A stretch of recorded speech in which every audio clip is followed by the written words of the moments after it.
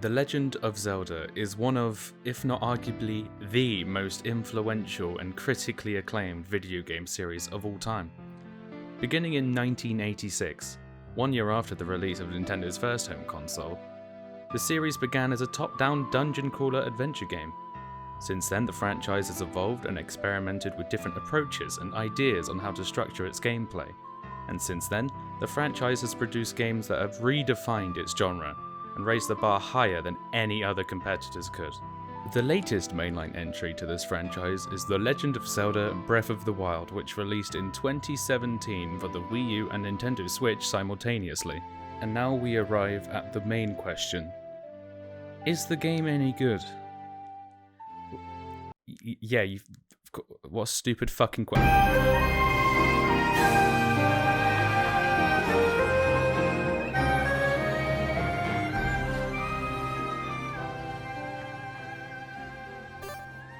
When you begin this story, you start to realise that you've actually kind of already lost, but it's fine, I swear.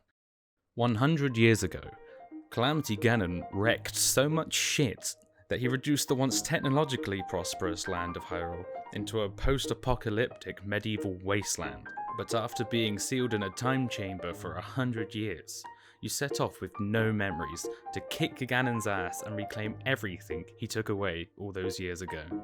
Well, that's of course only the start of it, but the cool thing is, the story is only told as much as you want to know about it. If you don't care for story in video games, you're allowed to only uncover the bare minimum needed to complete the game. However, if you want to delve deep into the world, through exploration, this game will reward you with environmental storytelling, expositions through memories, and sub-stories told by NPCs, all of which amalgamate into one coherent timeline of events. Actually, the newly released Hyrule Warriors sequel covers the war against Ganon 100 years ago, which now that I think about it, probably won't end that well.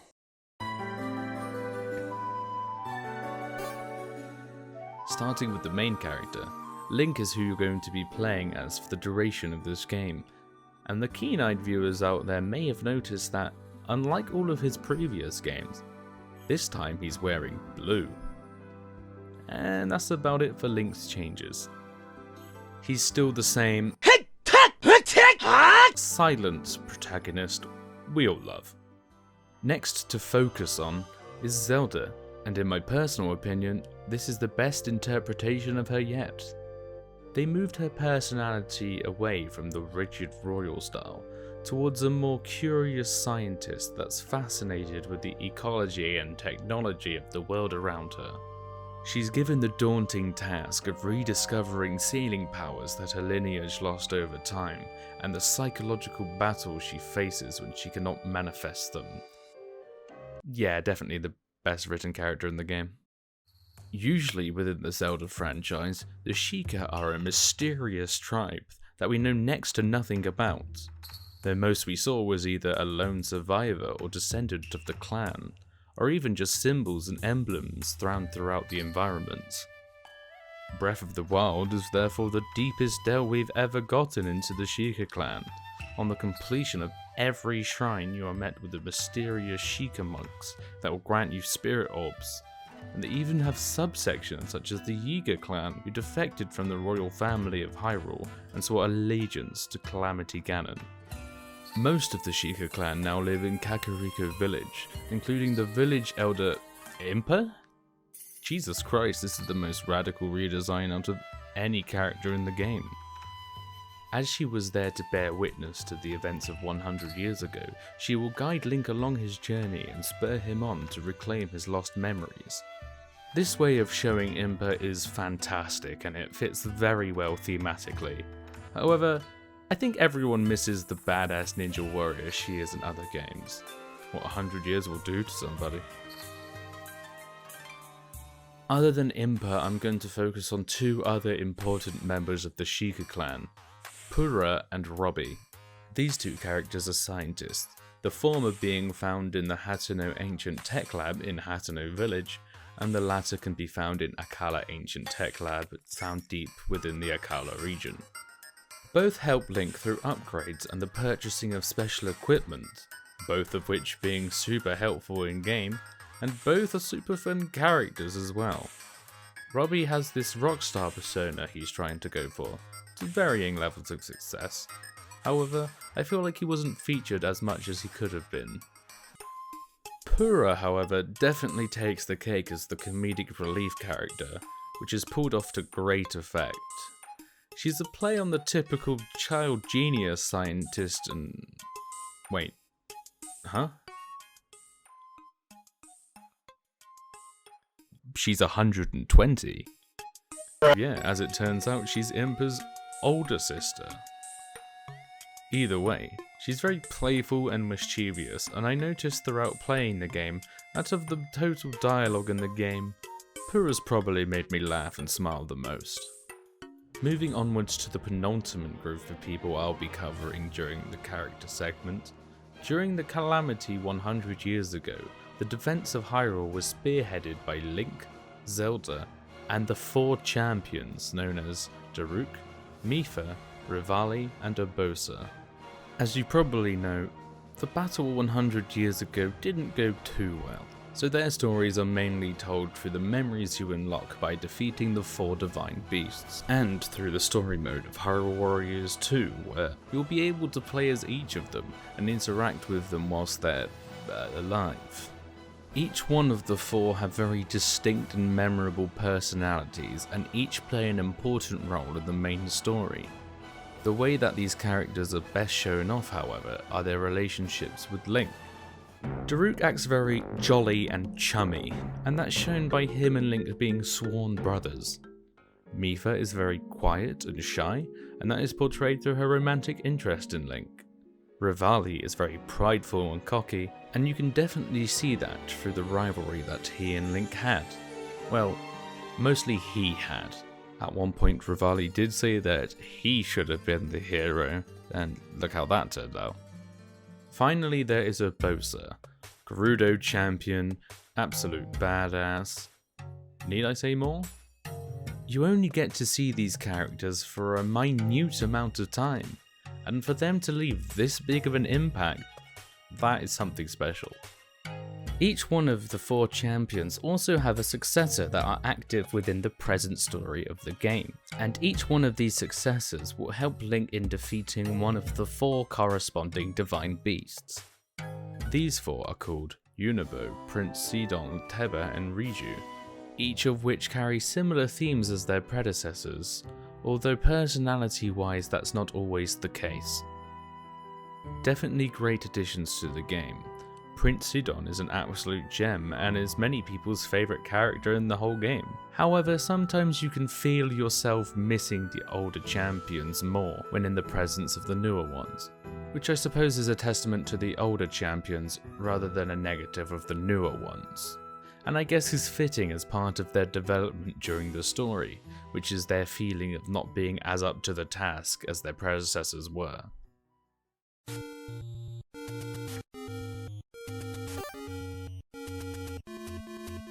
Funnily enough, the most comparable title to Breath of the Wild within the Zelda series is the original title on the NES. Both games focus on exploration of the world and chuck you into the fray from the very start, which allows the player to venture forth as they please. For me personally, it gave me this sense of freedom that I had not felt from any game before. I started this game by ignoring all of the story quests entirely, and first unlocking all of the towers to uncover the entire map, and doing any temple that I saw along the way. After that, I wanted to cover as much story as I possibly could, so afterwards I encountered all of the divine beasts and their stories, and unlocked all of the memories before finally attempting Hyrule Castle and finishing the main story.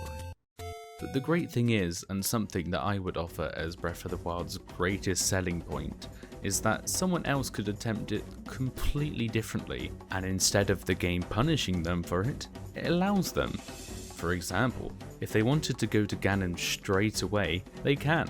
However, they will be very unprepared, and it will be much more difficult to make it to him, and even more difficult to defeat him. When creating a big 3D open world game, if the player doesn't enjoy exploring around the map, then you haven't done something right. Luckily, exploration in Breath of the Wild is an absolute godsend. If you see a place and you want to go there, fuck it, maybe go there.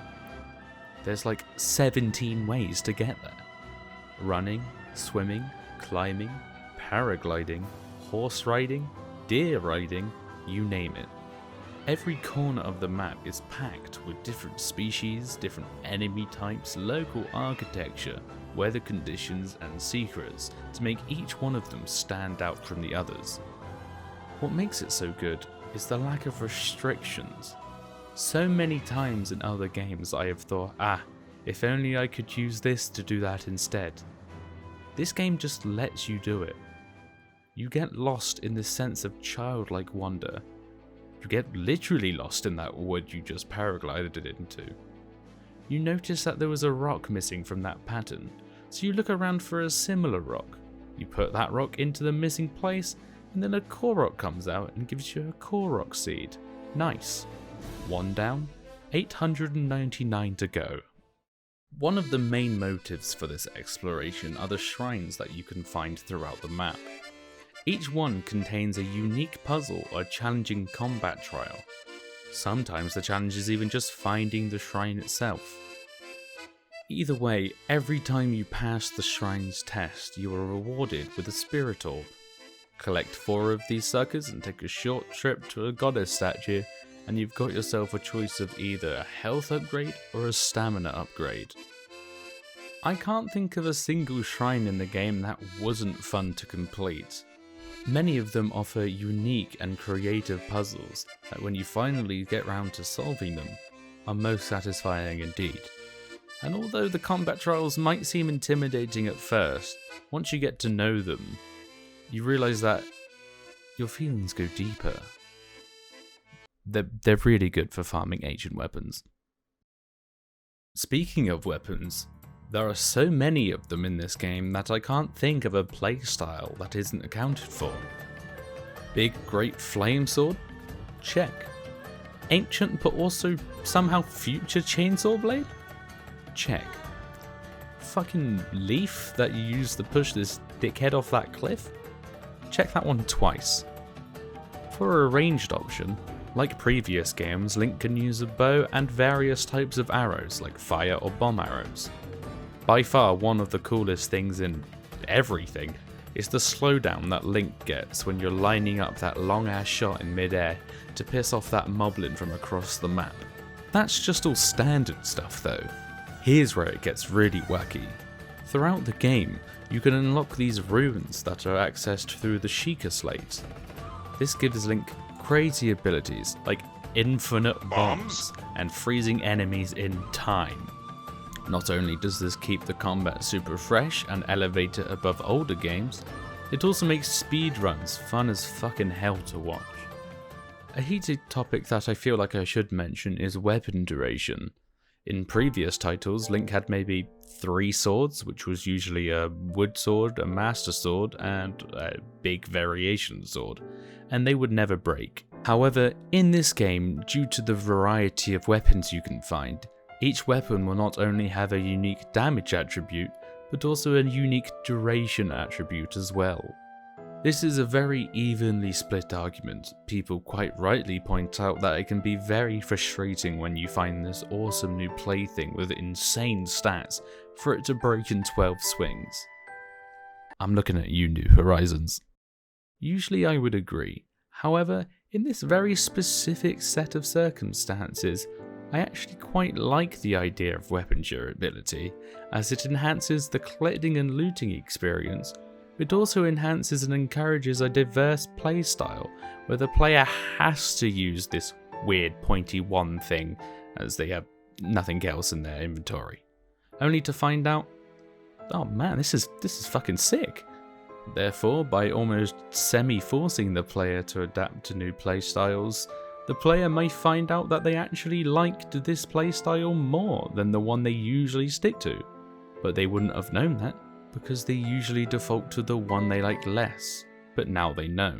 But if this still hasn't convinced you, don't worry, because Link can optionally unlock the Master Sword, and unlike normal weapons, when it runs out of durability, instead of breaking and being lost forever. It just needs to be plugged into the laptop charger for 10 minutes before you can use it again. I should also mention the armor that Link can equip as well. Unlike other games where as the story goes on, you unlock the better armor with the bigger number on the stats, and some of the best armor is available super early into the game. There's not really one set that straight up outclasses every other one in this game. Now this is because when you complete a set of armor, you are given a set bonus. This can be heat resistance, cold resistance, increased quietness while sneaking, increased climbing stamina, decreased damage taken by guardians. It just doesn't want you to replace the armor that you just spent money on because you happened to find a new piece that was better a little later on into the game. It encourages you to collect as many sets as possible and switch them out to suit whatever situation you are in. Now this approach to armor in the game is actually a well-known technique in the industry called godlike game design. Now I could go on and on about all the crazy stuff in this game, but I'm going to end this segment on the main goal that all video game enjoyers have. Kicking a massive fuck off enemy with OP abilities and 3 health bars ass into the ground. In both the roaming world bosses and the implemented story bosses, there is such a variety of strategy needed to defeat them. Each one will keep you guessing, whilst I never thought at any point in the game that a boss was unfair or cheap. My personal highlights being the Master Koga fight for how wacky, loopy he is, and the 4 bosses that you fight at the end of each divine beast, just due to how satisfying it is to traverse your way through this massive puzzle to get to fight a badass boss and get 4 super helpful and unique abilities for doing so. This game created a very distinct and different aesthetic from the rest of the series, as they kind of tend to do. But what's sick is that this aesthetic will be carrying over to not only Hyrule Warriors 2, but probably Breath of the Wild 2 as well, which will showcase their connectivity with each other and isolation from the rest of the series. The in-game models and environments are created and cel-shaded to place more of an emphasis on art style rather than realism, and in turn this creates a real Ghibli-esque style of visuals that play like a moving painting. I use the phrase Ghibli-esque because it is very clear that the game has taken many an inspiration from Studio Ghibli's filmography, from font to character design. Aspects of Miyazaki and Co.'s works can be found throughout the entire game, and I highly recommend that you check out the YouTube channel Beyond Ghibli's video called With Eyes Unclouded, How Studio Ghibli Inspired Breath of the Wild, as it explains these aesthetic and thematic similarities in far more detail than I ever could. And for future reference, if I ever recommend or reference a video directly, you can find the link to those videos in the description below. Moving on to the game's lighting. The lighting engine in-game is created with the cel-shaded art style in mind. So much so that if you remove the cel-shading art style, it kinda looks a bit weird. To clarify, it still looks kind of cool, but to me personally, it looks a bit more flat and loses a bit of the unique charm it had. But I can see how others may prefer this more almost PS4 style of presentation. The menus and HUD are also key elements to what makes Breath of the Wild's visuals look so unique and memorable. When there is information to be displayed and options for the players to choose from, such as the inventory and system settings, everything is kept clear and concise in this easy to navigate, very clean minimalist style. However, in the game, the map, runes, and album for the photos you take are all actions that are portrayed to both Link and the player through the use of the Sheikah slate. Therefore, these sections of the menus are shown as if looking at a real Sheikah slate, with ancient symbols in the border and the text and edges glowing luminous blue. This is one of the main things that made unlocking all of the portions of the map so fun for me, and is why I decided to fill out the entire map first before doing anything else. There are actually 2 different HUD options within the game. There is the regular one that includes the health gauge, D-pad mapping, mini-map, temperature gauge, the weather, the volume level sensor, and Link's stamina gauge whenever it's being depleted. However, within the settings you can change to the Pro HUD, which removes everything but Link's health gauge and stamina gauge. Yet again, this is another instance of personal preference. In usual gameplay, I would personally use the normal HUD due to all the helpful information it gives you. Whilst at times like recording and walking around and viewing all the scenery the game offers, the Pro HUD would be much better, because it offers a more cinematic experience. However, remember when choosing whichever HUD is best for you, it may even affect how you play the game, as by not having the information like the map and its markers always readily available, you may end up getting lost more. However, to many people, getting lost in the environments of this game is much more a benefit than a drawback. The soundtrack of this game focuses more heavily on ambience rather than the more melodic style of music used in previous games. You can hear this conveyed the most through its frequent use of the piano. Now this really boosts the immersion you feel in the game's varied environments. When you're in one of the shrines, you can feel the mystery that conveys the puzzle you're about to solve. When you're in one of the stables, you feel calm to convey how the stables act as a safe point to rest away from enemies, with a faint but very nice callback to Epona's song from Ocarina of Time.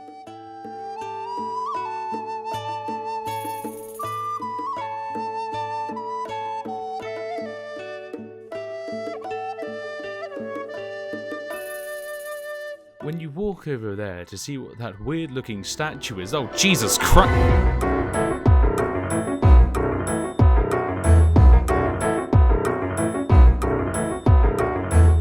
The Guardian battle theme is one of the best encounter themes in existence. The panic and chaos that this frenetic tune exudes is a perfect match for trying to take one of these things on at the start of a game. But don't worry, because once you learn your timing, you can take one of these things on with a pot lid. The Guardian battle theme is actually my second favourite song on the soundtrack, second only to the main theme. It's very striking and grand, and it gets you very hyped up for the adventure you're about to go on, which reminds me of how the Ballad of the Goddess from Skyward Sword made me feel. A major recommendation I have is that you check out the Zelda Symphony play the Breath of the Wild soundtrack live. You can find the YouTube link for this in the description, and it's a masterpiece.